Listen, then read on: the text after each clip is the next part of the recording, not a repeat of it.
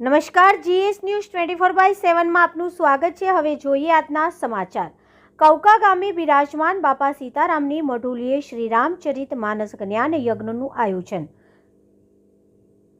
ધોળકાના કૌકા ગામે બિરાજમાન બાપા સીતારામની મઢોલીના 25 વર્ષ પૂર્ણ થતા શ્રી રામચરિત માનસ જ્ઞાન યજ્ઞ કથાનું આયોજન કરાયું હતું। તારીખ 1 જાન્યુઆરીથી 9 જાન્યુઆરી સુધી કથાનું આયોજન કરાયું હતું। બાપા સીતારામ સેવક ગણ દ્વારા આ રામચરિત માનસ જ્ઞાન યજ્ઞ કથાનું આયોજન કરાયું હતું। આ કથામાં વક્તા તરીકે શ્રી ભરતદાસજી બાપુએ કથાનું રસપાન કરાવ્યું હતું।